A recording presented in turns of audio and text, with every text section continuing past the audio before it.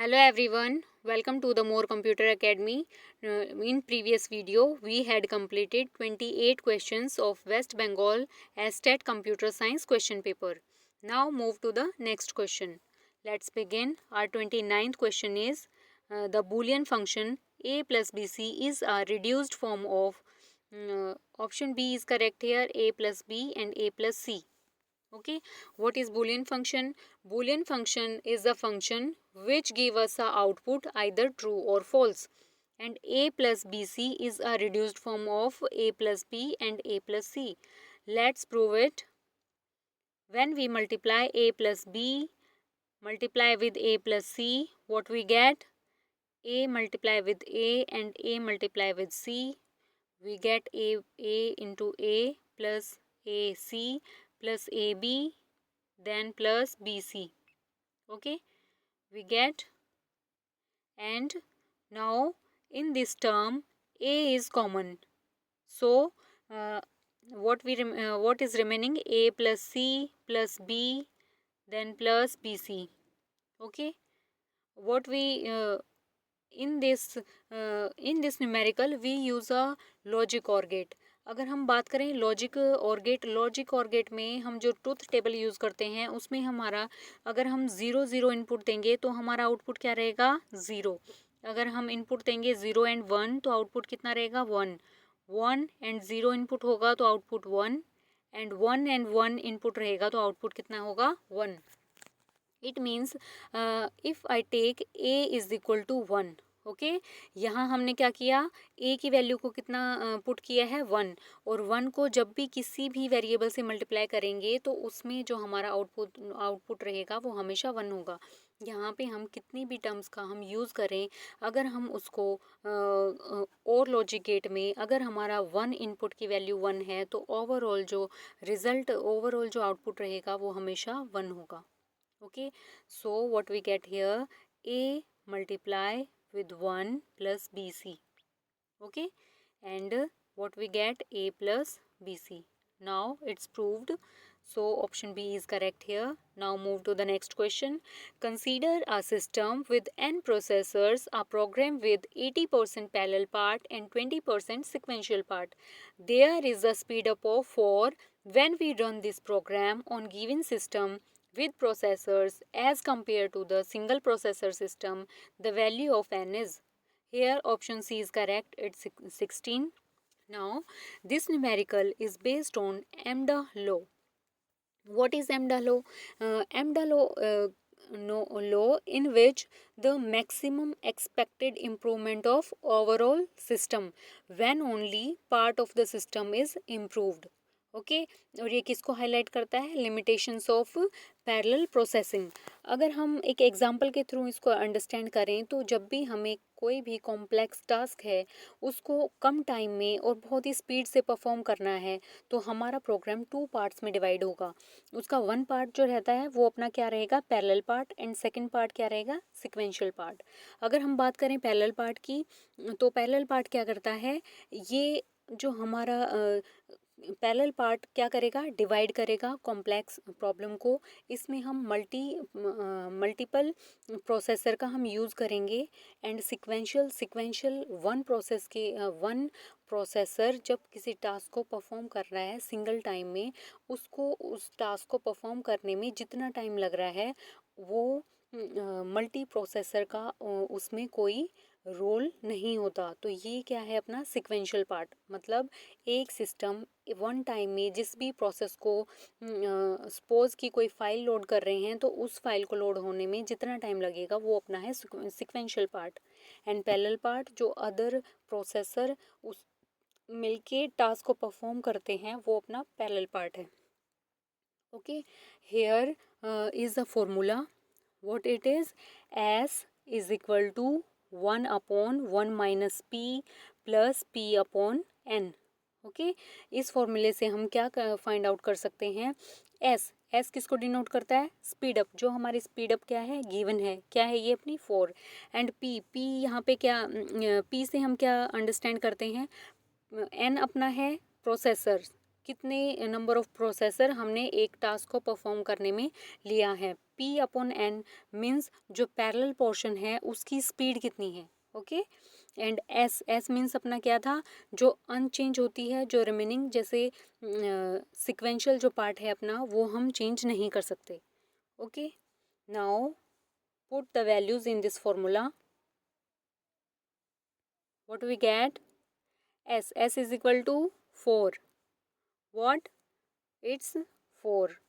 Then 1 upon s, 1 upon 1 minus p. अपना यहाँ पे p क्या है, p की वैल्यू अपनी है 80%, 0.8। हम इसको डेसिमल में कन्वर्ट करेंगे तो हमारा कितना रहेगा, 0.8। देन हम क्या करेंगे, प्लस p की वैल्यू हमारी कितनी है, पैरेलल जो है अपना 0.8 upon n। Okay, what we get here, 4 is equal to 1 upon 0.2 plus 0.8 upon n। जब हम इसको सॉल्व करेंगे तो हमें कितना आउटपुट होगा, गिवन होगा,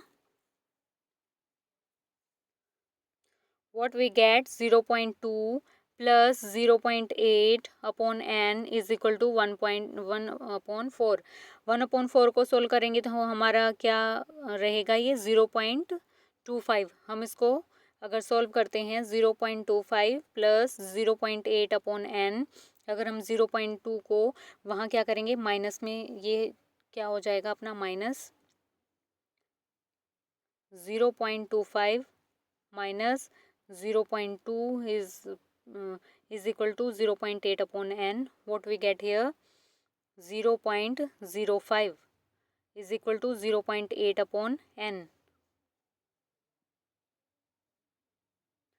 0.8, what we get, 0.8 upon n। अब हम क्या करेंगे, n is equal to 0.8 upon 0.05। अगर हम इसको इक्वेशन को सॉल्व करेंगे तो हमें कितना आंसर मिलेगा, 16। Okay, now move to the next question. Assume that we have a data set contain information about 20 individual. 100 of these individual have purchased life insurance. A surprise data mining session has discovered the following rule. If age is less than 30 and credit card insurance is equal to yes, then life insurance is equal to yes. Rule accuracy is 70%. Rule coverage is 63%. How many individuals in a class, life insurance is equal to no, have credit card insurance, are less than 30 year old? Here option is C is correct. Let's do.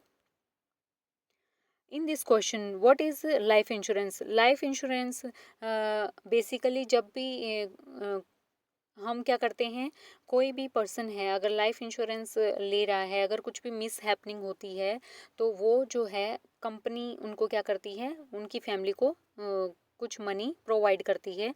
Okay, ये अपना क्या है, life insurance. And credit card insurance में क्या रहेगा, जब भी हमारी जिस भी कंपनी का हमने क्रेडिट कार्ड इंश्योरेंस लिया है, अगर हमारा कार्ड लॉस्ट हो जाता है या फिर जॉब लॉस हो जाती है तो उस टाइम पे जो कंपनी की तरफ से हमें पैसे जो मिलेंगे उसको हम क्या बोलेंगे, क्रेडिट कार्ड इंश्योरेंस। यहाँ हमें क्या करना है, जो रूल एक्यूरेसी है, बेसिकली यहाँ पे 200 इंडिविजुअल हैं जिनमें से 100 ने क्या किया है, लाइफ इंश्योरेंस लिया है। बट हमें बताना क्या है कि 30 से कम कितने ऐसे बंदे हैं जिनके पास क्या नहीं है, क्रेडिट कार्ड नहीं है। ओके, हमें ये फाइंड आउट करना है कितने ऐसे बंदे हैं जिनके पास लाइफ इंश्योरेंस है बट क्या नहीं है, क्रेडिट कार्ड इंश्योरेंस जिनके पास नहीं है। Okay, what we given here, rule accuracy. Rule accuracy का मीन्स है कि ऐसे हमारे पास जो गिवन डाटा है उसमें जो 70% पीपल हैं उनके पास क्या है, लाइफ इंश्योरेंस भी है और क्रेडिट कार्ड इंश्योरेंस भी है। और कवरेज में वो पर्सन आते हैं 63 जो एक्चुअल में जिनके पास ये दोनों चीज़ें हैं, life insurance and credit card insurance. Okay, और यहाँ 63%, विच मीन्स 100 से मतलब 63% हमारे पास क्या है, ऐसे हैं जिनके पास दोनों चीज़ें हैं। और अगर हम बात करें 70% को डेसिमल में कन्वर्ट करेंगे तो ये अपना कितना हो जाएगा, 63/0.7 इंटू 100। अगर हम इसको सॉल्व करेंगे तो हमें कितना मिलेगा, 90।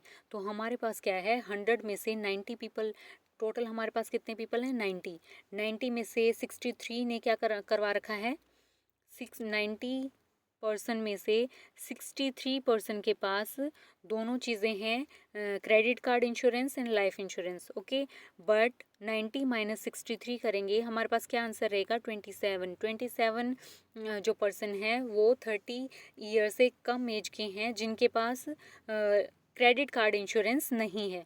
Okay, 27 is not given in our answer, so we take 18. Now move to the next question. Given item as value, weight, pairs 40, 20, 30, 10, 25. The capacity of knapsack is equal to 20 and the maximum value output, assume the item to be divisible. Here option A is correct, 60. How can we get it? What is knapsack? Knapsack basically knapsack की अगर हम बात करें तो ये अपना क्या है, knapsack में 1 सेकेंड, अगर हम knapsack की बात करें तो ये क्या है, अपना जो भी कोई भी प्रॉब्लम है उसमें से ऑप्टिमाइज सॉल्यूशन को गेट करने के लिए हम किसका यूज़ करते हैं, नैपसैक। अगर हम एक पर्टिकुलर टर्म की बात करें तो ये अपना किस टर्म से मिला है, बैकपैक। किससे मिला है, बैकपैक। अगर हम बात करें जैसे हमारे जो स्टूडेंट्स हैं, सोल्जर्स हैं, ये क्या करते हैं, बैग को क्या करते हैं, कैरी करते हैं उनके बैक पे। तो इस टाइम पे क्या है, जैसे उनके पास क्या होता है, वेट कैपेसिटी। ये जो बैग है हम इसमें क्या करते हैं, एक वेट को कंटेन, जो वेट होता है इसकी एक लिमिट होती है। ओके, इस लिमिट के लिए हमारे पास अपना डाटा को कैरी करने के लिए हमारे पास कुछ लिमिटेशन होती हैं। हम इसमें जो कैपेसिटी दी है नैपसैक की वो कितनी दी है, 20। मीन्स जो हमारा सपोज हमारे पास जो बैग है हम उसमें क्या कर सकते हैं, 20 केजीज ही जो अपने आइटम्स हैं उनको कैरी कर सकते हैं। ओके, एंड हमें क्या फाइंड करना है, maximum value output, assume the items to be divisible. अब इसमें हमें क्या करना है, हमें गिवन क्या है, वैल्यू एंड वेट। कोई भी आइटम हम ले सकते हैं। सपोज हमने बुक्स ली हैं अपने बैग में कैरी करने के लिए, एंड हमने स्मार्टफोन लिया है, एंड हम क्या यूज़ कर सकते हैं, स्मार्टफोन, लैपटॉप हमने कैरी कर लिया। ओके, हमारे पास 3 आइटम्स हैं जो हमें कैरी करने हैं, जिनकी वैल्यू एंड वेट हमें गिवन है। अब हम इससे जो आइटम है उसका एग्जैक्ट जो कितने हम उसकी क्वांटिटी को काउंट कर सकते हैं। ओके, 20 फर्स्ट, जैसे हमारे पास बुक है, बुक की हमने क्वांटिटी को काउंट किया तो कितनी आएंगी, 20 को जो 40 से डिवाइड किया तो हमारे पास क्या हुआ, 2। ओके, एंड 30 को अगर हमने डिवाइड किया तो हमारे पास कितना आया, हमारा जो स्मार्टफोन है उसकी जो कितने आइटम है वो 3, एंड लैपटॉप है तो वो कितने हो जाएंगे, 4। ओके, इसमें हमारे पास जो नैपसैक है, जब भी हम इसके थ्रू नैपसैक के थ्रू प्रॉब्लम को सॉल्व करते हैं तो ये हमेशा जितनी भी हाई वैल्यू जो रहेगी हमेशा उसको टॉप पे रखेगा। देन ये डिक्रीजिंग ऑर्डर में हम इसमें आइटम्स को सिलेक्ट करते हैं। Okay, now what we have, हमारे पास जो लैपटॉप हैं वो कितने हैं, 4, एंड स्मार्टफोन है 3, एंड बुक कितनी है, 2, और हमारे पास जो कैपेसिटी है बैग में कैरी करने की सामान वो कितनी है अपनी, 20। कितनी है, वो है अपना 20। व्हाट वी डू, सबसे पहले जो फर्स्ट हम क्या करेंगे, हम कैरी करेंगे जो हमारे पास अपना लैपटॉप है। ओके, लैपटॉप के लिए हमारे पास क्या है, जो वेट गिवन है वो कितना है, 5 kg। हम जितने भी लैपटॉप के आइटम हमें गिवन है हमने सबको क्या कर लिया, अपने बैग में कैरी कर लिया, और हमारा जो वेट कवर हो गया, कितना हो गया, 5। अब जो रिमेनिंग वेट रहेगा, 20 kg बैग का वेट था, उसमें से 5 हम किसने कवर कर लिया, किसने, लैपटॉप ने कवर कर लिया। अब कितना बच गया अपना, हमारे पास जो वेट हो गया 15 kg हमारा लेफ्ट है। ओके, 15 kg लेफ्ट है। उसके बाद हमने क्या किया, सेकंड नंबर पे हमारा है स्मार्टफोन। स्मार्टफोन की यहाँ पे जो वैल्यू गिवन है वो कितना है, स्मार्टफोन कितनी वेट तक हम ले सकते हैं, 10, जो हमारे क्वेश्चन में गिवन है। तो स्मार्टफोन का वेट कितना हुआ, 10। अब हमारे पास कितना रिमेनिंग है, फर्स्ट जब हमने लैपटॉप लिया तो कितना वेट कवर हुआ था, 5 kg। अब हमने स्मार्टफोन लिया है तो अब कवर कितना हो गया, 10। तो हमारे पास टोटल कितना वेट हो गया बैग में, 15 kg। ओके, और कितना रिमेनिंग है, 5 हमारे पास रिमेनिंग है। अब हमें जो हमारी बुक्स हैं उनको कैरी करना है, तो हमें क्या करना होगा, 5 हमारे पास क्या है, रिमेनिंग वेट। और इसके लिए जो गिवन में है वैल्यू कितनी है इसकी, हम कितनी जो बुक का जो वेट गिवन है वो कितना है, 40, और वैल्यू कितनी है इसकी, 40, सॉरी, बुक का जो वेट है वो कितना है, 20 kg। कितना है वेट यहाँ पे गिवन है, 20 kg। वैल्यू हमारी कितनी है, 40। तो यहाँ से हमें क्या गिवन होगा, 2 = 10। मीन्स हम कितने आइटम कैरी कर सकते हैं बुक्स के, 10। ओके, इन फर्स्ट अगर हम बात करें, हमने जो स्मार्टफोन लिए थे वो कितने थे, उनकी भी जो आइटम हमने कैलकुलेट किए वो थे अपने पास 20। ओके, एंड फिर उसके बाद जो स्मार्टफोन लिए वो हमारे पास कितने थे, हमने जो लैपटॉप हैं वो कंप्लीट हमने उसके आइटम लिए हैं तो वो कितने अपने पास 20।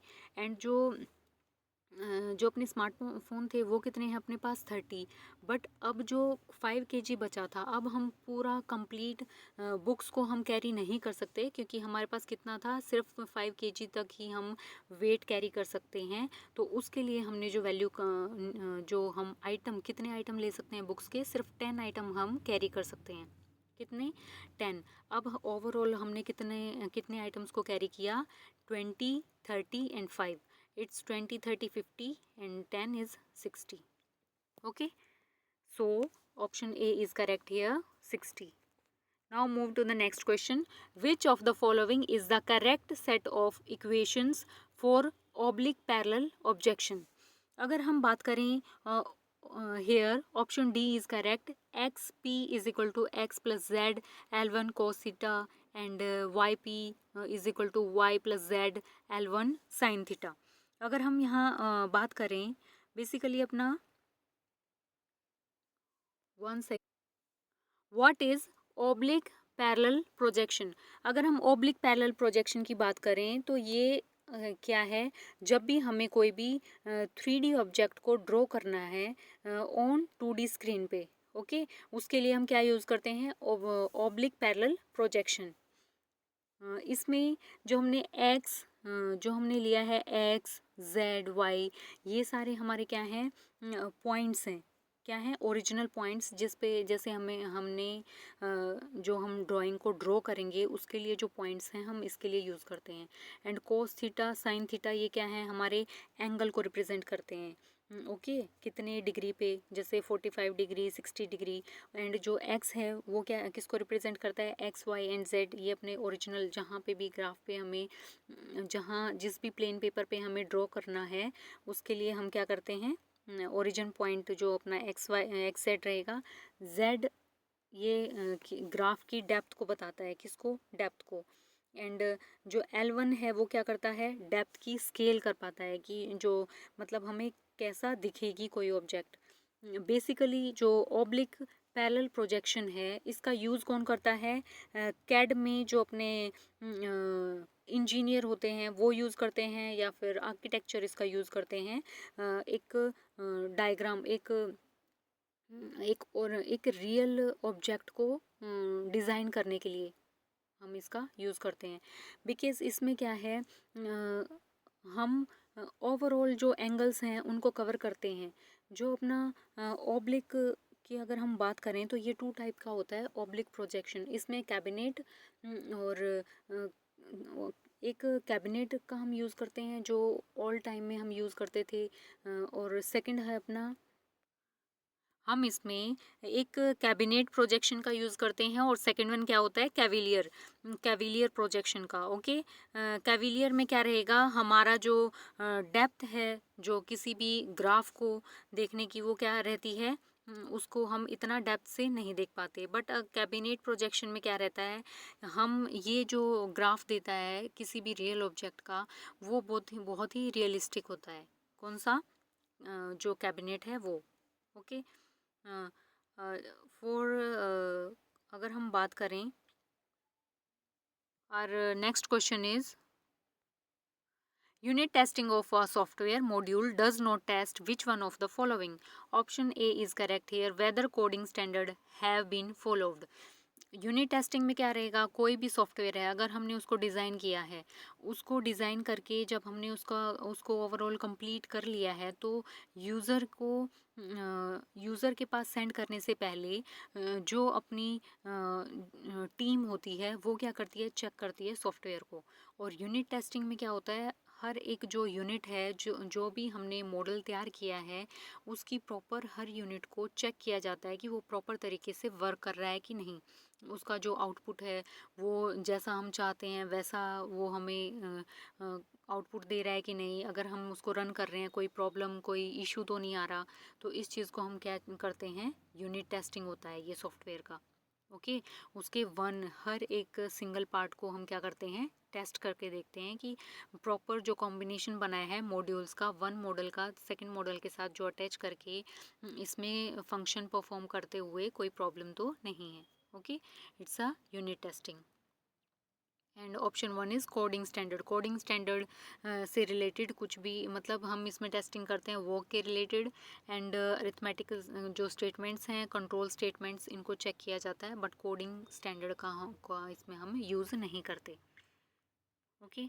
And the language L is equal to A to the power X, B to the power Y, X is not equal to Y is constructed from a grammar Z, which here option D is correct, non linear context free grammar.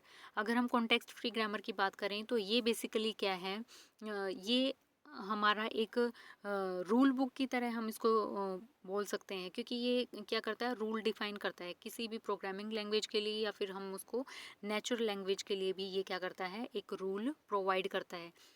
इसके simply अगर हम बात करें, इसके two types में हमने previous video में हमने बात की थी। हमने इसको टू पार्ट्स में डिवाइड किया था, एक lexical and second one is syntax. हमने इन टू का यूज़ किया था। लेक्सिकल में क्या होता है, कोई भी वर्ड है, ओके, एक वैलिड वर्ड का हम यूज़ कर सकते हैं एक लैंग्वेज में। ओके, उसको चेक कौन करता है, लेक्सिकल। जो रूल डिफाइन किया जाता है किसी भी वर्ड को, हम किसी वर्ड को कैसे एक मीनिंगफुल वर्ड, जो वैलिड वर्ड है, हम उसको कैसे क्या रूल फॉलो कर सकते हैं, वो कौन डिफाइन करेगा, लेक्सिकल। सिंटैक्स में क्या रहेगा, जितने भी हमने वर्ड को जितने भी वर्ड हमने डिफाइन किए हैं, उन वर्ड्स को कनेक्ट करके एक मीनिंगफुल सेंटेंस, रूल को, जो लैंग्वेज का जो रूल है उनको फॉलो कर रहा है कि नहीं, ये कौन चेक करेगा, सिंटैक्स। ओके। अगर हम बात करें लीनियर और नॉन लीनियर की, लीनियर में क्या रहता है, बेसिकली जो भी हम लैंग्वेज यूज़ कर रहे हैं, ओके, वो वन टाइम पे सिर्फ वन एक सीक्वेंस में टास्क को परफॉर्म करता है। बट नॉन लीनियर क्या है, वन टाइम पे एक टास्क को परफॉर्म करने के लिए हम इसमें मल्टीपल स्टेप्स का यूज़ करते हैं। ओके। फॉर एग्जांपल लीनियर के लिए सपोज़ कि हमने 1 चैप्टर टू 10 चैप्टर अगर हम लीनियर के थ्रू अगर हम उसको रीड करते हैं, तो हम चैप्टर वाइज हम उसको रीड करेंगे, चैप्टर 1 2 3 4। अगर हम लीनियर के थ्रू अगर हम चैप्टर को रिवाइज करते हैं, तो हम उसमें डिफरेंट टेक्निक्स का हम यूज़ कर सकते हैं, हम वीडियो का यूज़ कर सकते हैं, हम कुछ चैप्टर्स को स्किप कर सकते हैं, या फिर हम किसी टॉपिक को रीड करेंगे। मतलब इसमें रैंडम हम वे का यूज़ कर रहे हैं, मल्टीपल टेक्निक्स का, किसमें, नॉन लीनियर में। So non linear context free language is correct here. Option D is correct. Now move to the next question. Suppose every region of planar simple graph has n vertex and e edges drawn in a plane bounded by k edges, then k n minus 2 equal to which of the following? Here option B is correct, e k minus 2.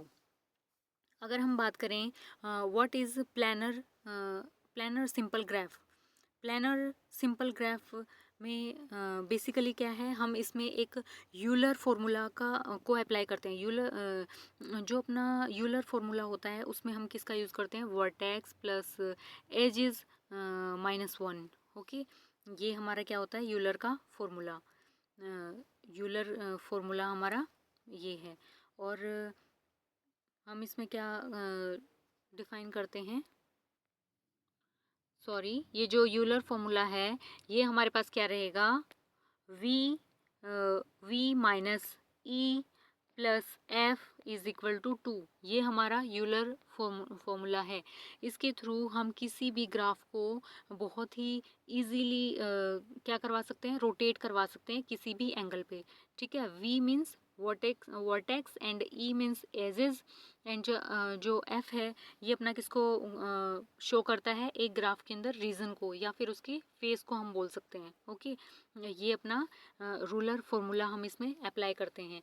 अगर यहाँ पे अगर हम बात करें के की, तो के अपना क्या डिफाइन करता है, के भी अपना के अपना एजेस को, मतलब कोई भी फेस है उसमें कितनी एजेस हैं।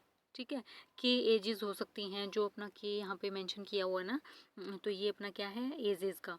अगर हम इसमें बात करें तो के n-2 इज इक्वल टू ई के -2। अगर हम इस 1 सेकेंड, अगर हम इस फॉर्मूले के थ्रू किसी भी डायग्राम को, किसी भी ग्राफ को, अगर हम किसी भी ग्राफ पे इस फॉर्मूला को अप्लाई करते हैं तो वो जो हमारा ग्राफ रहेगा वो क्या होगा, बहुत ही उसका जो प्रेजेंटेशन होगा या फिर वो जो विजुअल होगा वो काफ़ी इफ़ेक्टिव होगा। Now move to the next question. A system with 8 blocks of cache memory, which is two-way set associative mapped cache memory using LRU replacement algorithm, a process uh, preferencing following the main memory block in given order 10, 11, 12, 18, 5, 11, ये हमारे क्या है, inputs हैं, and assume that cache is initial empty, which is following is false. Hair option A is correct, conflict Mrs. अगर हम बात करें L R you basically क्या है, ये अपना है list recently used block. Okay, cash, अगर हम कैश मेमोरी की बात करें तो ये क्या होता है, अपना बहुत ही फास्ट फैच करता है इंफॉर्मेशन को। ये कितने ब्लॉक्स में डिवाइड होता है, 8 ब्लॉक्स में। ओके, इसमें जो एसोसिएटिव जो मैप हैं वो कितने होते हैं, 2 एसोसिएटिव मैप होते हैं, जिसमें हम इसको ब्लॉक्स को डिवाइड करते हैं 4 और 4 में। ठीक है, इसलिए हमारे क्या हो जाएंगे, 2 एसोसिएटिव मैप जो हमें शो करेगा। ओके, इसमें कैश मेमोरी बहुत ही फास्ट फैच करेगा हमारे और जो ये मेमोरी है वो क्या होती है, बहुत ही लिमिटेड होती है। किसी भी डाटा को अगर हमें इंसर्ट करना है या फिर फैच करना है तो इसके लिए हम क्या यूज़ करते हैं, LRU रिप्लेसमेंट एल्गोरिथम, बिकॉज इसमें स्पेस बहुत कम होता है। जब भी अगर हम यहाँ पे 10 को अगर हमें इसमें हमने क्या किया, 4 एसोसिएटिव मैप हमने बनाए। ओके, 2 एसोसिएटिव मैप हैं जिसमें से हमारा क्या है, जो हमने 4 लिया है, 1 सेकेंड, हमने इसको 2 पार्ट्स में डिवाइड कर दिया, तो F1, F2, F3 and F4। Okay, सबसे पहले हमारा जो कंप्लीट कैशे है ये क्या है, एम्प्टी है। अब हमने क्या करना है, इसमें वैल्यूज़ को इंसर्ट करना है। अगर हम सबसे पहला जो वैल्यू देंगे वो हमारा क्या होगा, 10। हम इसको क्या बोल सकते हैं, पेज फॉल्ट। क्या बोल सकते हैं, पेज फॉल्ट। बेसिकली अगर हम पेज फॉल्ट की बात करें तो ये क्या है, जब भी हम किसी भी इंफॉर्मेशन को एक्सेस करना चाहते हैं मेमोरी में, बट अगर वो रैम में एग्जिस्ट नहीं करता, क्योंकि कैशे मेमोरी क्या करता है, रैम से डायरेक्ट जो डाटा है वो फैच करता है, जिससे जो उसकी जो रैम से जब वो डाटा को फैच करेगा तो वो बहुत ही क्विक होगा, बहुत ही फास्ट। अगर रैम में अगर वो डाटा अगर हमें नहीं मिलता तो हम क्या करते हैं, ट्रिगर किसको करते हैं, डिस्क को। इस टाइम पे जो एरर आ रहा है, मतलब ये इसको एरर नहीं बोल सकते, हम क्या करते हैं, एक मैपिंग करते हैं किसकी, वर्चुअल मेमोरी का ये क्या होता है, एक मैकेनिज़्म है, और इसमें रैम को हम इफ़िशिएंटली यूज़ कर पाते हैं। बिकॉज अगर रैम में मेमोरी नहीं है तो हम डाटा को कहाँ से फेच करते हैं, डिस्क से। ओके एंड पेज फॉल्ट हमारा क्या करता है, ये बेसिकली कोई भी प्रोग्राम है उसमें अगर हमें मेमोरी रैम में नहीं मिल रही है तो हम किस में लोड करते हैं अपने डाटा को, डिस्क में। ओके अगर हम इसको इसमें बात करें 10 को हमने किया तो ये हमारा क्या हो गया, पेज फॉल्ट। ओके उसके बाद अगर हमें 11 को इंसर्ट करना है तो वो हम क्या करेंगे, 10 के अप यहाँ पे 11, और उसके बाद अगेन एक और राउंड में 10, 11 एंड 12 यहाँ पे पुट करेंगे। एंड उसके बाद हमारा क्या है, 18 इंसर्ट करना है तो ये अपना हो जाएगा 10, 11, 12 और 18। अब हमारा जो कंप्लीट है ये जो मेमोरी है वो क्या हो गई, यहाँ पे कंप्लीट हो गई है। अब हमें क्या करना है, इंसर्ट 5। 5 को इंसर्ट करने के लिए हमें क्या करना पड़ेगा, इन 4 में से एक को क्या करना पड़ेगा, रिमूव। और वो कैसे हम रिमूव कर पाएंगे, हमें चेक करना है इन 4 आइटम में से जो सबसे बहुत पहले यूज़ हुआ था। इनमें सबसे पहले अभी हमने क्या क्या क्या सबसे पहले यूज़ हुआ होगा, जो सबसे लास्ट में यूज़ हुआ था। इसमें अगर हम बात करें तो अपना 10 जो है वो सबसे लास्ट में यूज़ हुआ था, इसलिए हमने किसको रिमूव कर दिया, 10 को। 10 की प्लेस पे हमने किसको रख दिया, 5 को। ओके ऐसे ही हम क्या करेंगे, एलिमेंट्स को इंसर्ट करेंगे और इसमें कैश मेमोरी में। और इसमें हम कितने कन्फ्लिक्ट मिसेस हमारे पास कितने हो जाएंगे, 4 एंड 2 हिट्स हो जाएंगे। हिट मीन्स क्या होता है, जब भी हमारी हिट हम उसको बोलते हैं जब जैसे 11 है, 11 कितनी बार अकर हुआ, 2 टाइम्स। 2 टाइम्स अगर ये मैच कर गया नंबर्स तो हम उसको बोलते हैं hit. And zero capacity miss which means zero capacity means जब हमारे इसमें जो मेमोरी है वो क्या होती है, फुल होती है, उसमें कैपेसिटी कैरी करने की प्लेस नहीं होती। Okay now move to the next question. Feature F1 can take the certain value A, B, C, D, E and F and represents the grade of student from a college. Which of the following statement is true? Uh, Feature F1 is an example of nominal variable and feature F1 is an example of ordinal variable. It does not belong to any of the above category, and option D is both A and B. Here option A is correct. Feature F1 is an example of nominal variable. What is nominal variable? Nominal variable में हम क्या करते हैं, किसी भी name को declare करते हैं। सपोज कि हमने यहाँ पे क्या लिया है, ABCD, ये अपना क्या है, डाटा, और ये क्या है, किसका, स्टूडेंट्स का डाटा है, उनका ग्रेड्स का।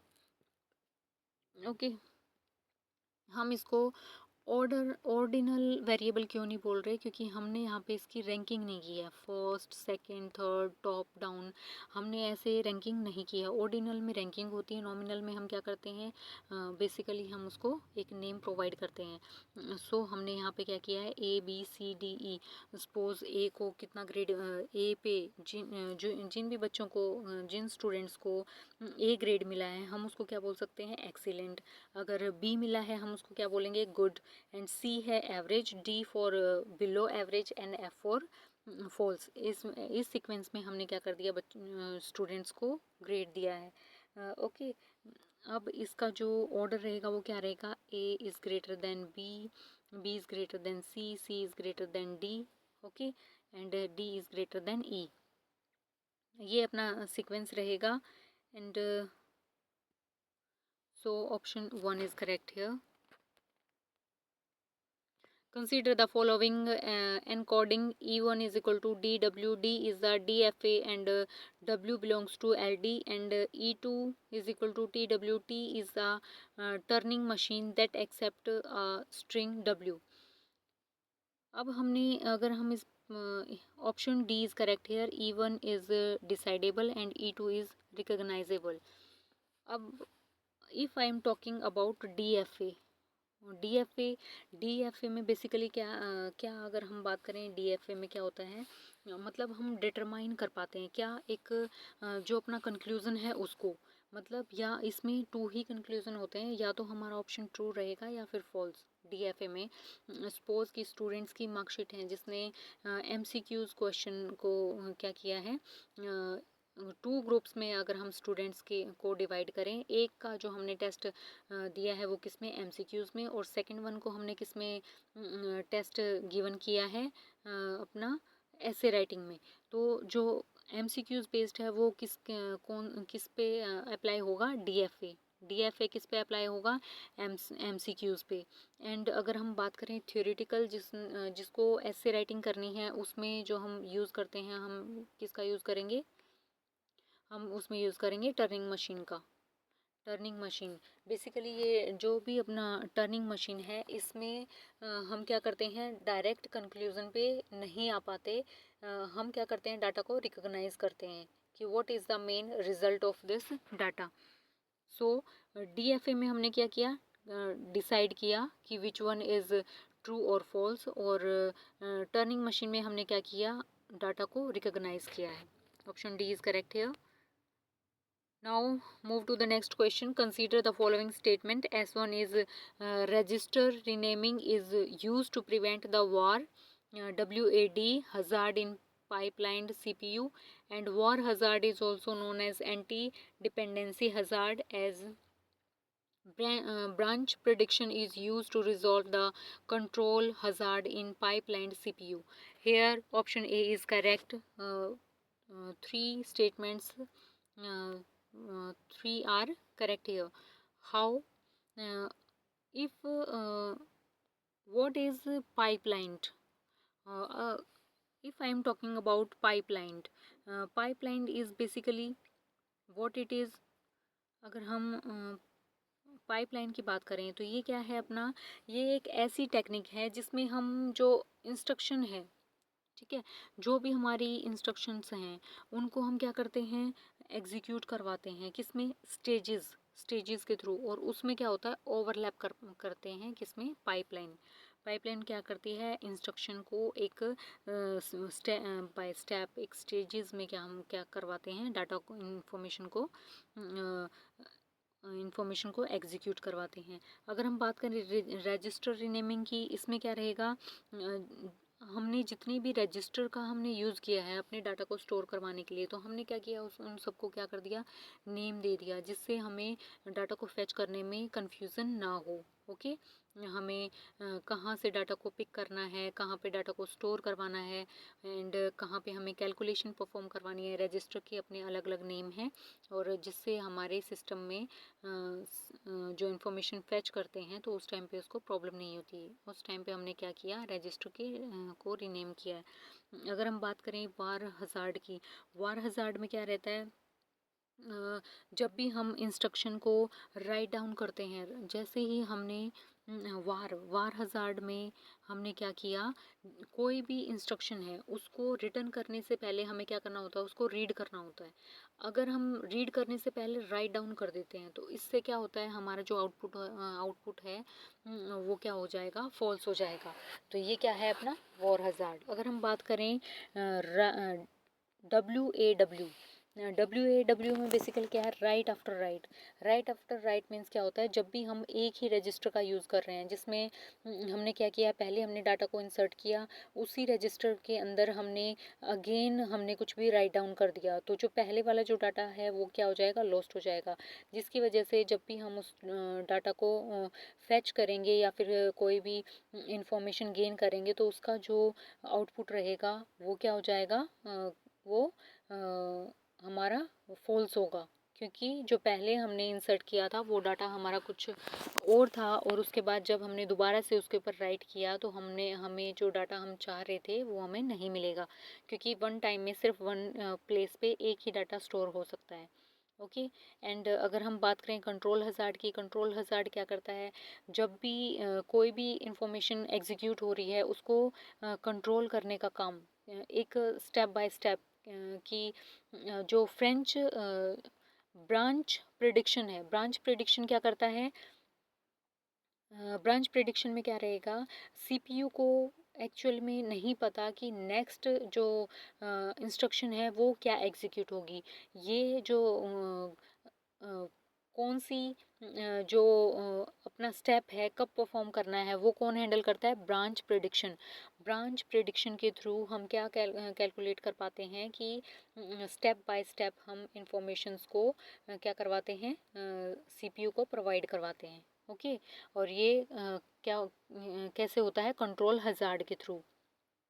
अब अगर हम इसका एक एग्जांपल लें, जैसे हमने यूट्यूब पे कुछ भी सर्च करते हैं। ओके, जैसे हमने कुछ भी सर्च किया, अगर हम एजुकेशनल वीडियो को सर्च आउट कर रहे हैं तो हमारा क्या होता है, स्टार्टिंग में जो ब्रांच प्रेडिक्शन है वो जो सिस्टम है वो प्रिडिक्ट नहीं कर पाता है, वो गेस करके कुछ भी हमें कंटेंट प्रोवाइड करता है। बट कुछ टाइम के बाद जैसे ही हम वीडियो को सर्च करते हैं सिमिलर टाइप का डाटा, तो वो ब्रांच जो प्रिडिक्शन है वो प्रिडिक्ट कर पाता है कि हमें कैसा डाटा चाहिए, कैसा हम उसमें बार बार हिस्ट्री में वो रिकॉल करता है और सेम टाइप का डाटा हमें शो करता है। तो ये किसके थ्रू होता है, ब्रांच प्रिडिक्शन के through.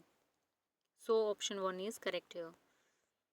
Now move to the next question. For the given relation R A1 A2 to AN, what is the number of super key if A1 A2 and A2 A3 A4 are candidate key? Option C is correct here. 2 to the power n minus 3 plus 2 to the power n minus 2 minus 2 to the power n minus 4. What we do here, super की, अगर हम super की बात करें तो super की basically हम इसमें करते क्या हैं, सुपर की एक सेट होता है किसका, कॉलम्स का। किसमें, डाटाबेस टेबल में। जो भी हम रिलेशन कोई भी टेबल अगर हम बना रहे हैं उसमें वन या मोर जो कॉलम होते हैं उनको हम क्या बोल सकते हैं, जो हमें बिल्कुल यूनिक जो आइडेंटिटी है वो प्रोवाइड करते हैं। ओके, टेबल में हर रो में एंड कॉलम में हमारा जो डाटा रहेगा वो क्या रहेगा, बिल्कुल यूनिक। हम उसको क्या बोल सकते हैं, सुपर की। और सुपर की में हम क्या यूज़ करते हैं, कैंडिडेट की को भी हम यूज़ करते हैं। कैसे, कैंडिडेट की क्या हो सकती हैं, एक से ज़्यादा हो सकती हैं, और जो अपनी सुपर की रहेगी वो अपनी 1 रहेगी। एंड सुपर की में अगर हम बात करें for example student ID. Okay, student ID अगर हम लेते हैं तो ये अपना क्या है, ये अपनी सुपर की भी है, बिकॉज इसमें क्या है,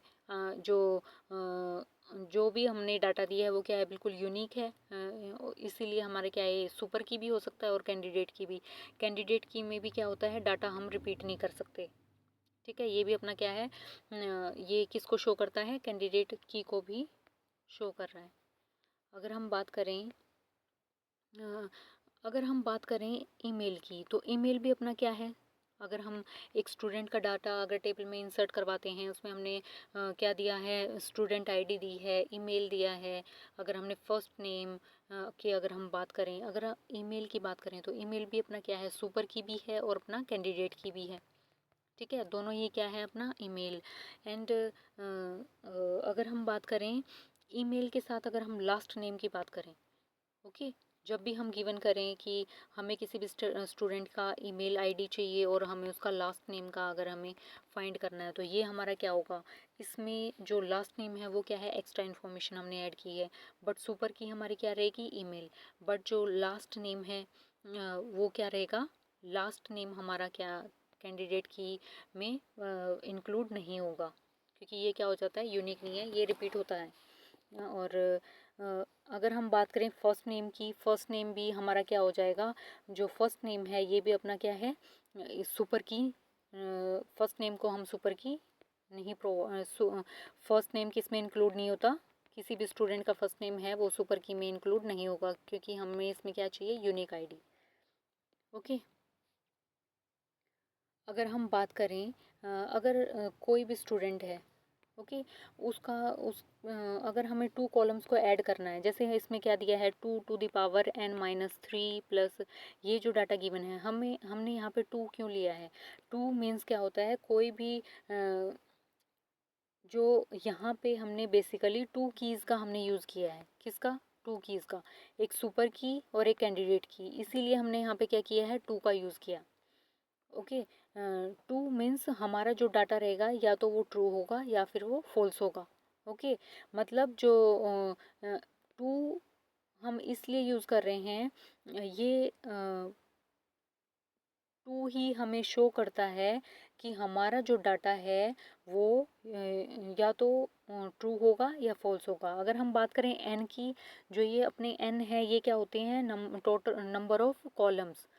जो एन है ये अपने किसको शो करता है, जो हमें क्वेश्चन में गिवन है ये अपने किसको शो करेगा, टोटल नंबर ऑफ कॉलम्स।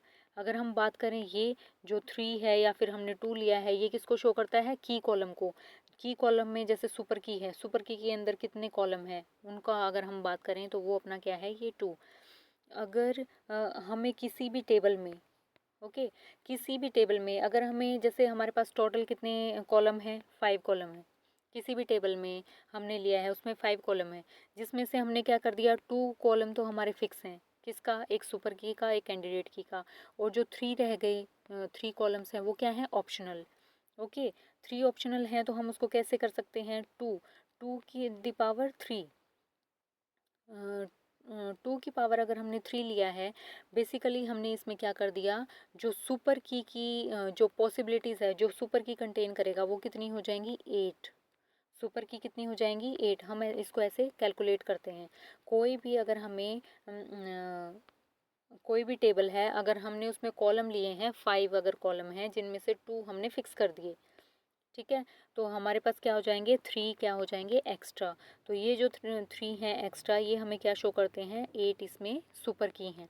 और यहाँ पे हमने जो डाटा लिया है 2 the power n-3 plus n-2 n-4, ये हमारे क्या हैं, कॉलम्स, जो हमने क्वेश्चन में हमारे गिवन है। Okay, so next, move to the next question. Which of the following statement is true. Here option B is correct. Every LL1 is LR1. अगर हम बात करें LL1 की, तो ये हमें क्या प्रोवाइड करता है, LL1 बेसिकली जैसे कोई भी लैंग्वेज है, ओके, अगर हम बात करें लैंग्वेज की, तो लैंग्वेज में क्या है, हम क्या करेंगे, लैंग्वेज को हमें रीड करना है, ठीक है, रीड करना है, मतलब इसके लिए क्या होगा, हम क्या वर्ड यूज़ कर सकते हैं, पार्सर। क्या होता है, पार्सर किसी भी प्रोग्राम, कोई भी प्रोग्राम है जिसमें हम इनपुट को चेक करते हैं, किसी भी प्रोग्राम में जो हमने लैंग्वेज यूज़ कर की है, उसमें अगर हमें चेक करना है कि ये ग्रामर रूल को फॉलो कर रहा है कि नहीं, वो किसके थ्रू करते हैं, हम पार्सर के थ्रू। ओके, पार्सर वो टेक्निक है जिसमें हम चेक करते हैं इनपुट को। ओके, अगर हम बात करें LL1 की, तो इसमें जब इनपुट चेक होगा तो वो कहाँ से, क्या उसकी डायरेक्शन होगी, उसको बोलेंगे left to left. Okay, left to left, almost जो ये क्या होता है, लेस पावरफुल होता है। अगर हम बात करें LR1 की, LR1 मीन्स हम जो इनपुट चेक कर रहे हैं वो कैसे चेक कर रहे हैं, लेफ़्ट टू राइट, कहाँ पे मूव कर रहे हैं, लेफ़्ट टू राइट। इसमें क्या होता है, ये क्या होता है, मोर पावरफुल होता है। इसमें हम क्या कर सकते हैं, डाटा को रिवर्स भी कर सकते हैं। ओके, सपोज कि हमारे पास स्टूडेंट्स हैं, ओके, एक 2 स्टूडेंट्स हैं, एक जो है वो रीडिंग कर रहा है कैसे, LL1 से। LL1 मीन्स जब भी हम डाटा को रीड कर रहे हैं top to down, okay, top to down जब भी वो रीड करेगा तो वो एक सीक्वेंस में उनको रीड करता है कि 1 वर्ड के बाद जो नेक्स्ट है उसको ऐसे काउंट करता है। बट अगर हम बात करें LR1 की, तो ये जो डाटा को फैच करता है ये bottom to up, bottom to up पूरा कंप्लीट जो डाटा है उसको वो रीड करता है LR1। जो LL1 है उसमें डिफरेंस क्या है कि ये हमेशा नेक्स्ट वर्ड को पे फोकस करता है, उसको प्रिडिक्ट करता है हमारा जो नेक्स्ट वर्ड है वो क्या होगा। क्योंकि हम क्या करते हैं, टॉप टू डाउन डाउन क्या कर रहे हैं, लिस्ट को काउंट कर रहे हैं या फिर डाटा को हम रीड कर रहे हैं, तो वो किसको प्रिडिक्ट करता है, नेक्स्ट को, कौन, LL1। बट LR1 की बात करें तो ये कहाँ से, ये बॉटम से टॉप की तरफ, मतलब ये कंप्लीट डाटा को क्या करता है, रीड करता है, जो हमारे लिए क्या है, बहुत ही पावरफुल होता है और इसमें जो आउटपुट रहता है वो बिल्कुल श्योर होता है। Okay, and now move to the next question. The analysis perform to uncover the interesting statistical correlation between associated attribute value pairs is known as. Here option B is correct here. Meaning of correlation. अगर हम यहाँ पे बात करें statistical correlation की, statistical जो correlation है, हम इसमें क्या मेज़र करते हैं, टू वेरिएबल्स के बीच में क्या रिलेशन है. ओके, ये रिलेशन कैसे पता लगेगा कि जो टू वेरिएबल्स हैं वो कैसे एक दूसरे से रिलेटेड हैं, उनके बीच में जो रिलेशन है वो कितना स्ट्रॉन्ग है, और क्या हम डायरेक्शन को फॉलो कर सकते हैं. सपोज़ कि अगर मुझे रिलेशन काउंट करना है, एक डाटा स्टूडेंट का डाटा है मेरे पास. ओके, अगर वो स्टडी आवर्स, अगर वो ज़्यादा टाइम स्पेंड करता है, कंपैरिजन हम किस में कर रहे हैं, स्टडी आवर में और एग्ज़ाम जो स्कोर है उसमें. ओके, हमारे पास डाटा क्या है, स्टडी आवर्स का और एग्ज़ाम स्कोर का. अगर हम ज़्यादा देर स्टडी करते हैं तो उससे क्या होगा, हमारा जो एग्ज़ाम स्कोर है वो क्या हो जाएगा अप. स्टडी आवर अप किया तो हमारा एग्ज़ाम स्कोर भी अप हो गया. अगर हम बात करें टाइम स्पेंड करने की, अगर हम टाइम स्पेंड करते हैं वीडियो गेम्स में या वर्सेस हमने क्या यूज़ किया, एग्ज़ाम स्कोर का, तो अगर हम ज़्यादा टाइम स्पेंड करेंगे वीडियो गेम्स में तो हमारा जो स्टडी में जो स्कोर रहेगा, एग्ज़ाम में जो स्कोर रहेगा वो क्या हो जाएगा, डाउन. मतलब ये क्या शो कर रहा है, एक रिलेशन को बता रहा है डाटा का, कि अगर हम एक पर्टिकुलर डाटा को अप कर रहे हैं तो उसका जो रिज़ल्ट आ रहा है वो अप आ रहा है. अगर हम एक नेगेटिव वे में डाटा को यूज़ कर रहे हैं और उसका जो रिज़ल्ट रहेगा वो भी हमारा क्या होगा, नेगेटिव. ओके, इसमें बेसिकली हम टू कोरिलेशन को हम यूज़ करते हैं. नंबर वन अगर हम बात करें जो बहुत ही कॉमन है इसमें, अपना person person correlation, and second one है अपना सेकंड वन की अगर हम बात करें वो है अपना स्पीयरमैन. क्या है, स्पीयरमैन. इन दो कोरिलेशंस की हम बात करते हैं. ओके, अगर हम पर्सन्स की बात करें तो ये क्या होता है, लीनियर रिलेशनशिप होता है. और जो स्पर्समैन की अगर हम बात करें, स्पीयरमैन की बात करें तो ये क्या होता है, मोनोटोनिक. मोनोटोनिक रिलेशन में क्या रहेगा, ये डाटा को मूव करवाता है, और जो बट लीनियर में क्या रहता है, एक सीक्वेंस में डाटा मूव करता है. ठीक है, और अपना जो स्पेयर्समैन में रहेगा ये डाटा रैंक वाइज क्या होता है, इसमें मूव करता है. जैसे जो टॉप पे है, कोई भी स्टूडेंट के मार्क्स हाई हैं तो वो क्या करेगा, लिस्ट में उस स्टूडेंट को नंबर वन पे शो करेगा. तो इसमें क्या है, हमारा डाटा एक ऑर्डर, एक सीक्वेंस को फॉलो नहीं करता. बट लीनियर में क्या होता है, इसमें पर्सन्स में क्या होता है, एक सीक्वेंस को फॉलो करता है. ओके, एंड इसमें कंटिन्यूस जो डिस्ट्रीब्यूशन होता है डाटा का, किस में होता है, पर्सन्स में कंटिन्यूस डिस्ट्रीब्यूशन होता है, और स्पेयर्समैन में हम ऑर्डिनल का यूज़ करते हैं. अगर हम एसोशिएटिविटी, अगर हम बात करें एसोसिएशन की, एसोसिएशन में क्या रहेगा, कोई भी हमारे पास आइटम है. ओके, अगर हम एसोसिएशन का हम यूज़ करते हैं, जैसे मार्केट में कोई भी मार्केट को जब हम एनालाइज करते हैं मार्केट को, मार्केट बेसिकली कैसे काम करते हैं, मार्केट में जो बिजनेसमैन हैं वो कैसे मार्केट में जो प्राइस है वो राइज एंड अप हो रहा है. एसोसिएशन में क्या होता है, ये बताता है कि जो आइटम है वो हमें कैसे एक साथ कैसे रखने हैं.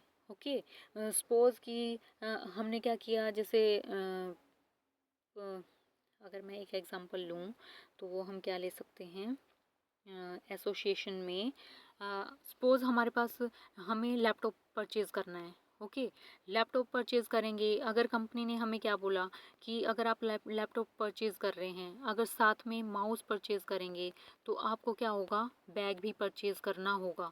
तो इसमें क्या होगा, जितने भी जो कस्टमर हैं वो लैपटॉप और माउस अगर दोनों को परचेज़ करते हैं तो वो 70% जो कस्टमर हैं वो क्या परचेज़ करेंगे, बैग को भी परचेज़ करेंगे. ये क्या है, एसोसिएशन. मतलब हमने क्या कर दिया, कनेक्ट कर दिया डाटा को. अगर लैपटॉप परचेज़ कर रहे हैं तो हमें माउस परचेज़ करना है, और इन दोनों के साथ हमें क्या परचेज़ करना होगा, बैग. ये क्या बताता है, एसोशिएटिविटी. अगर हम बात करें कोरिलेशन की, कोरिलेशन में क्या होता है कि जो वेरिएबल्स हैं वो कैसा उनके बीच में रिलेशन है. ओके, मतलब अभी हमने जो एग्ज़ाम्पल दिया था वो एग्जाम्पल यहाँ पे अप्लाई होता है कि डाटा का जो रिलेशन है वो कैसा शो होगा। अगर हम बात करें क्लस्टर की, तो क्लस्टर में क्या होता है, हम डाटा को क्या करते हैं, ग्रुप में डिवाइड करते हैं। ओके, ग्रुप में कैसे हम डिवाइड करेंगे, जैसे सपोज जैसे हमारे पास स्टूडेंट्स हैं, इंजीनियर स्टूडेंट्स हैं और आर्ट के स्टूडेंट हैं। हमने 2 ग्रुप का डाटा लिया, ठीक है, एक इंजीनियर है, इंजीनियर स्टूडेंट हैं, और सेकंड वन अपने पास आर्ट वाले स्टूडेंट्स हैं।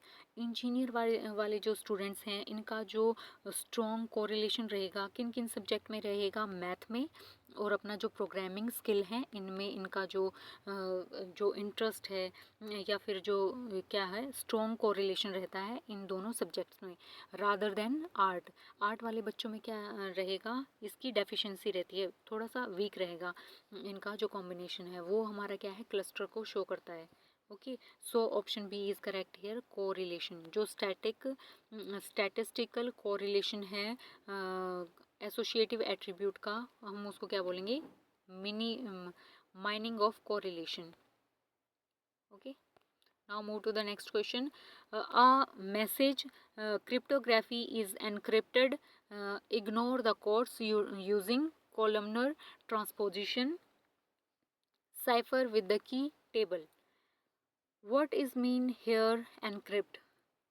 एनक्रिप्ट का मीन्स क्या है, जब भी हम कोई भी इंस्ट्रक्शन या फिर कोई मैसेज अपने किसी भी पर्सनली हम कोई भी मैसेज अपने फ्रेंड को सेंड कर रहे हैं, तो अगर वो एनक्रिप्टेड होता है तो वो क्या रहेगा, सेफ रहेगा। मीन्स जो हमारा प्लेन टेक्स्ट है वो किस में कन्वर्ट हो जाएगा, साइफर में। साइफर मीन्स हम यहाँ पे एक की का यूज़ करेंगे, ठीक है, जिससे जो हमारा जो भी हमने मैसेज डाला है वो क्या किस में कन्वर्ट हो जाएगा, वो डिकोड हो जाएगा, ठीक है। किसी एक मतलब क्या होगा, जो हमारा जो भी मैसेज हमने दिया है उसमें चेंजेस हो जाते हैं, ठीक है। वो चेंजेस कैसे होंगे, जैसे इसमें हमें क्वेश्चन में क्या दिया है, encrypted messages, option D is correct here. हमने क्या यूज़ किया है, टेबल की का हमने यूज़ किया है। ओके, अगर हमने यहाँ पे अगर मैं राइट डाउन करके दिखाऊँ, हमने लिखा टेबल, TABLE। हम इसमें क्या करेंगे, एनक्रिप्शन में क्या रहेगा, हम इनके सीक्वेंस को चेंज कर देते हैं। जो भी हमारे वर्ड रहेगा, टेक्स्ट रहेगा, सपोज ABELT, ओके, हमने क्या कर दिया, इसके सीक्वेंस को चेंज कर दिया। अब जो ये सीक्वेंस आया है 1 to 5 समथिंग लाइक दैट, इसके बाद हम क्या करेंगे, हम ये पुट करेंगे और इसके बाद हम क्या लिखेंगे, क्रिप्टोग्राफी। ओके, इसमें हमने क्या किया, हमने ऊपर लिख दिया टेबल, TABLE, और नीचे हमने लिख दिया हमने यहाँ लिखा CRY, एंड हमने यहाँ लिख दिया PTO एंड GRAPH। सपोज ऐसे लिखा है, इसका जब हम सीक्वेंस को एनक्रिप्शन में क्या कर देते हैं, चेंज कर देते हैं, और जो हमें जो बीच में जो भी हैकर्स हैं वो हमारे डाटा को हैक नहीं कर पाते, क्योंकि उसको वो क्या होता है, हमने एक उसको क्या कर रखा है, साइफर कर रखा है, एक प्राइवेट की का हमने यूज़ किया है, जिससे हम जिसको मैसेज सेंड करते हैं वही हमारे मैसेज को रीड कर सकता है। Okay, now move to the next question. If G is the forest with 54 vertex and 17 connected component, the total number of graph G is, here option B is correct, 37. Okay, what is what it अगर हम बात करें, जैसे forest है, इसमें vertex की अगर हम बात करें, तो हमने जो ग्राफ का जैसे हमने जो डाटा है हम उसको कैसे फैच करते हैं, हम इसमें असाइक्लिक ग्राफ का हम यूज़ करते हैं। किसका, असाइक्लिक ग्राफ का हम यूज़ करेंगे डाटा को रिप्रेजेंट करने के लिए। कैसे, असाइक्लिक ग्राफ में अगर हम साइकिल की बात करें, CYCLE, अगर हम साइकिल की बात करें तो साइकिल क्या है, एक क्लोज्ड लूप होता है। सपोज क्लोज्ड लूप में क्या रहेगा, ए के बाद अपना बी के बाद हम सी को फॉलो करेंगे, सी के बाद वो अगेन किस पे चले जाएगा, ए पे, ठीक है। हम इन स्टेप्स को फॉलो करते हैं कि वो ऐसे मूव करता है, A to B, B to A, again A B A B C and again A, मतलब ये ऐसे लूप चलता है किसमें, साइकिल में। बट अगर हम साइक्लिक की बात करें, असाइक्लिक की, असाइक्लिक में क्या होता है, लूप में वर्क नहीं होता। इसमें जो भी हम इंस्ट्रक्शन दे रहे हैं उसमें क्या रहेगा, ये बेसिकली क्या होता है, suppose one way flow of completion, means कि अगर मैं एक एग्जांपल लूँ, हम उसके थ्रू इसको अंडरस्टैंड करते हैं। असाइक्लिक ग्राफ को, साइक्लिक ग्राफ को अगर हम बात करें तो हम इसको कैसे करेंगे, जैसे हमने गूगल पे सर्च किया, ठीक है, अगर हमें शॉपिंग करनी है, ठीक है, हम उस साइट पे चले गए। साइट पे जाके अगर हमने क्या कर दिया, सबसे पहले हम क्या करेंगे, ऐड कार्ट, ठीक है, मतलब हमने जो भी प्रोडक्ट को परचेज करना है हमने उसको क्या किया, सर्च किया, सर्च करके हमने क्या कर दिया, ऐड टू कार्ट। एंड उसके बाद हम क्या करेंगे, चेकआउट करेंगे, उसमें एंटर करेंगे अपना एड्रेस। उसके बाद क्या होगा, पेमेंट का ऑप्शन आएगा, उसके बाद हमारा क्या होगा, ऑर्डर कंफर्म होगा, ठीक है। ये एक पूरा सीक्वेंस होता है, ठीक है। किसी भी अगर हमें आइटम को अगर हमें ऐड करना है तो हम वो कैसे होगा, सो अगर हमें हमने क्या किया, ऑर्डर को कंफर्म किया, ठीक है। उसके बाद अगर हमें कोई भी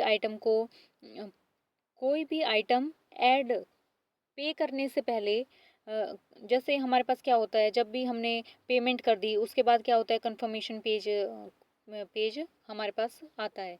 बट उससे पहले क्या है, कंफर्मेशन पेज, पेमेंट से, जैसे हमने पेमेंट करी उसके बाद ही हम क्या कर सकते हैं, कंफर्मेशन पेज हमारे पास आएगा। बट अगर हम बीच में सबसे पहले कोई भी आइटम परचेज करने से पहले हम पेमेंट को क्या नहीं कर सकते, मतलब पेमेंट, किसी भी प्रोडक्ट की पेमेंट नहीं कर सकते। मतलब इसका क्या है, एक सीक्वेंस होता है, ठीक है, एक सीक्वेंस में हम क्या करते हैं, फॉलो करते हैं कि, बट अगर हमने एक बार पेमेंट कर दी उसके बाद हम अगेन उस प्रोडक्ट को क्या करेंगे, ऐसा नहीं है कि वो जो पेमेंट है हमारी वो हमें हम असाइक्लिक में क्या होता है, किसी भी प्रीवियस स्टेज पे हम दोबारा नहीं जा सकते साइक्लिक में। ओके, साइक्लिक में क्या था, हमने क्या किया, ए से बी पे हम गए, बी से सी पे, और सी से फिर हम अगेन किस पे आ गए थे, ए प्रोसेस पे। बट असाइक्लिक में क्या होता है, जब भी हमने कोई भी प्रोसेस को स्टार्ट कर दिया तो हम उसमें बैक नहीं आ सकते असाइक्लिक में। असाइक्लिक बेसिकली क्या करता है, ये इसमें फर्स्ट थिंग क्या है, एक ये क्या है, एक लीनियर प्रोग्रेशन, ठीक है, इसमें स्टेप बाय स्टेप चीज़ों को हम क्या करते हैं, फॉलो करते हैं। सेकंड में ये क्या होता है, इसमें जो स्टार्ट जो रहेगा वो भी अपना क्लियर रहेगा और जो एंड पॉइंट है वो भी क्लियर रहेगा।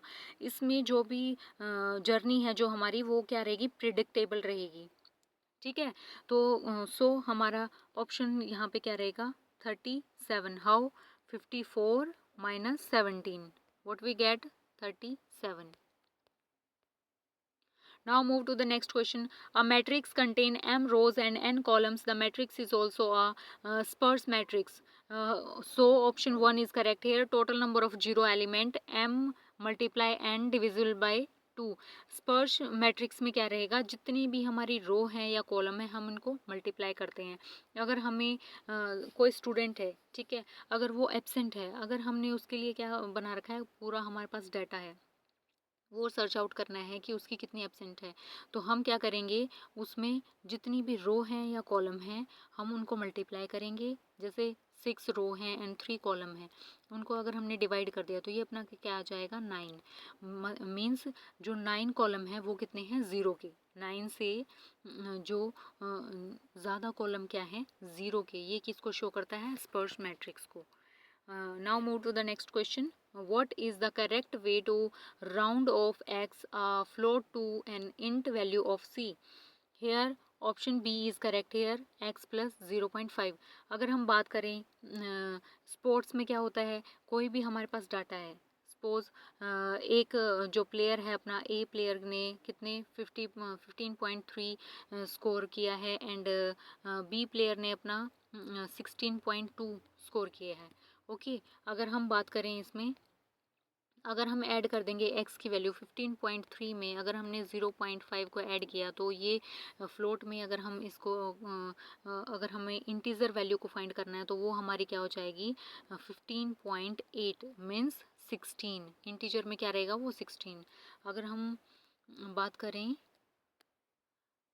जो सेकंड प्लेयर था उसके कितने थे, सेकंड 16.2, अगर हमने 0.5 ऐड किया तो इसमें जो ओवरऑल जो हमारा इंटीजर वैल्यू रहेगी वो कितनी होगी 17। Okay, so option B is correct here. Which of the following system can accommodate the higher number of user and services? Here option D is correct, CDMA. Okay, CDMA what it is, code division. Code division में क्या होता है, multiple अगर हम बात करें एक बार complete, अगर हम इसको कंप्लीट टॉपिक को देखें तो ये क्या है,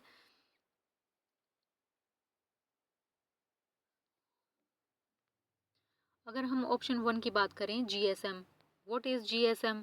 GSM is a global system for mobile communication. Okay, इस टाइम पे हम किस टेक्निक का यूज़, किस टेक्नोलॉजी का यूज़ करते हैं मोबाइल के कम्युनिकेशन में? TDMA, time division multiple access. ठीक है, हम इसमें यूज़र को एक टाइम स्लॉट असाइन करते हैं जिससे वो एक लिमिटेड टाइम में क्या कर सकता है, कम्युनिकेशन कर सकता है। अगर हम बात करें GPRS की तो ये क्या है, general packet radio service. General packet radio service में क्या होता है, हमारा जो डाटा है वो एक पैकेट बेस्ड पे क्या होता है, डाटा सर्वर के थ्रू हम एक्सेस कर पाते हैं, एक पैकेट के फॉर्म में डाटा ट्रांसफ़र होता है। अगर हम बात करें कोड डिवीज़न मल्टीपल एक्सेस की तो इसमें हम क्या करते हैं, इसमें मल्टीपल यूज़र होते हैं, एक सिंगल टाइम स्लॉट में मल्टीपल यूज़र किसको, एक सिस्टम को यूज़ कर रहे हैं। और इसमें बेसिकली अगर हम बात करें CDMA में बेसिकली हमारे पास क्या होता है, जो इंटरफेरेंस होता है यूज़र्स का वो बहुत हाई होता है। ठीक है, हर एक पर्सन को एक कम्युनिकेशन के लिए जो स्पेस दिया जाता है वो क्या होता है, एक यूनिक कोड प्रोवाइड होता है मल्टी यूज़र्स को। हर एक यूज़र का अपना एक क्या होता है, एक कोड, यूनिक कोड प्रोवाइड होता है कम्युनिकेशन के लिए, जिसमें वो एक डिफरेंट लैंग्वेज में एक दूसरे से क्या कर सकते हैं, कम्युनिकेट कर सकते हैं। तो मल्टीपल यूज़र, जो हायर नंबर ऑफ यूज़र जो सर्विस को यूज़ करते हैं वो अपने क्या है, CDMA। Okay, now move to the next question. Consider the portion of the network diagram given LS of activity C is this, and ये जो डायग्राम है इसमें हमने क्या किया है, ये हमारा एक नेटवर्क डायग्राम है। ओके, इसमें हम क्या करते हैं, हमारा जो इसमें ES है, ES को हम क्या बोलेंगे, ES इज इक्वल टू अपना ये है अर्लीस्ट स्टार्ट। मतलब जब भी हमने इसमें नेटवर्क में जो इंस्ट्रक्शन का फ्लो हुआ है, ठीक है, A to C, B to C and C to D and E, जो ऐसे फ्लो हो रहा है तो इसमें ES किसको रिप्रेजेंट करता है, अर्लीस्ट स्टार्ट को। और अगर हम बात करें EF की तो ये क्या होता है, अर्लीस्ट फिनिश। ओके, इनकी वैल्यू हमें गिवन है, वो अपनी क्या है, C की जो वैल्यू है गिवन, ES क्या है अपना 11 एंड EF कितना है अपना 17। अगर हम यहाँ पे C का टाइम ड्यूरेशन की निकालें तो वो अपना कितना होगा, उसके लिए हम फॉर्मूला अप्लाई करते हैं EF minus ES plus 1। Okay, ये अपना क्या रहेगा, 17 minus 11 plus 1 is equal to 7। तो हमारा जो ये टाइम ड्यूरेशन है C का वो कितना आ गया 7। और अगर हमें इसमें LS, what we find here, LS, अगर हमें एक्टिव C का LS फाइंड करना है, जो अपना लेटेस्ट स्टार्ट है वो फाइंड करना है, लेटेस्ट फिनिश और लेटेस्ट स्टार्ट। अगर हम इसकी बात करें तो इसका हमारे पास क्या फॉर्मूला होता है, LS latest start is equal to latest finish minus duration plus 1। ये हमारा क्या है, एक फॉर्मूला है जिसके थ्रू हम क्या कर सकते हैं, लेटेस्ट स्टार्ट को हम निकाल सकते हैं, वैल्यू को हम निकालेंगे एल एफ अपना कितना था 27 एंड माइनस डी हमने कितना निकाला है यहाँ पे डी हमारा कितना था 7 प्लस 1। तो अपना यहाँ पे जो आउटपुट रहेगा वो कितना रहेगा ये अपना 20 plus 1 is equal to 21। Here option B is correct here. Okay, now move to the next question. A process executes the following for I is equal to 0। हमने एक लूप लिया है जिसमें I को हमने एक वेरिएबल को इनिशिएट किया है और वो क्या होना चाहिए हमारा n से स्मॉल होना चाहिए और उसके बाद हमने क्या करवा दिया उसमें इंक्रीमेंट करवा दिया। उसमें हमने क्या किया फोक कॉल को हमने फोक कॉल सिस्टम का यूज़ किया। Total number of child process created in option B is here 2 to the power n minus 1। Okay, ये अपना अगर हम फोक सिस्टम की बात करें, अगर हम फोक इसमें फोक फंक्शन की बात करें तो ये हमारा क्या होता है सिस्टम कॉल। क्या होता है ये सिस्टम कॉल होता है। बेसिकली हम इसमें यहाँ पे बात क्या कर रहे हैं सिस्टम कॉल की अगर हम एक एग्जांपल से अंडरस्टैंड करें, सपोज हमारे पास एक डॉक्यूमेंट है, हमने उसकी क्या करनी है फ़ोटोकॉपी निकलवानी है।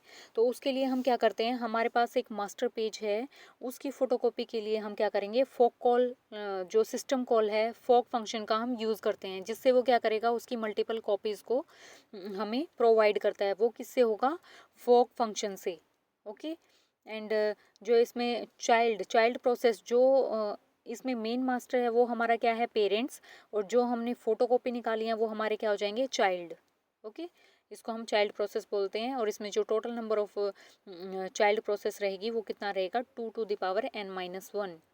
पेरेंट्स से क्या रहेगा वो कम रहेगा, यहाँ पे पेरेंट्स अपना 2 the power n minus 1। Okay, move to the next question. A class contain the 10 students and 6 men 4 women and number of the ways of select the 4 member of the committee where 2 men and 2 women. Here option A is correct 90। how it come here, हमें क्या करना है 10 students हैं जिसमें हमें किनकी निकालनी है 2 मैन और 2 वुमेन का नंबर ऑफ वेज हमें फाइंड करना है। ओके, इसके लिए हम क्या करेंगे हमारे पास जो डाटा गिवन है 10 स्टूडेंट्स हैं 6 मैन हैं 4 वुमेन हैं।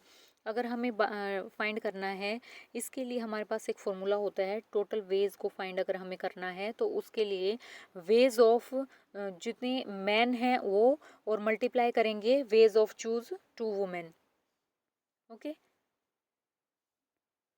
नाउ जो मैन है वो कितने हैं 6, मैन कितने हैं 6। तो इसके लिए हम क्या यूज़ करेंगे 6 अपॉन 2 एंड 6 माइनस 2। ये अगर इसको हम सॉल्व करते हैं तो हमारा आंसर कितना आएगा 15। अगर हम बात करें वुमेन को अगर हमने चूज़ किया है वुमेन अपने कितने हैं 2, तो इसमें हमारे पास टोटल वुमेन कितने हैं 4 का फैक्टोरियल 2 फैक्टोरियल 4 माइनस 2, तो ये हमारा कितना हो जाएगा 6। ये क्या आ गया 6। तो हम हमारा जो फर्स्ट जो हमने मेल का कितने नंबर आए कितने मेल थे वहाँ से हमें मिला 15 एंड वुमेन से हमें मिला कितना 16। तो हमारे पास टोटल कितने कमेटी मेंबर्स हो गए 90। ओके, मेल और वुमेन को मिला के। So option A is correct hair 90। Thank you everyone.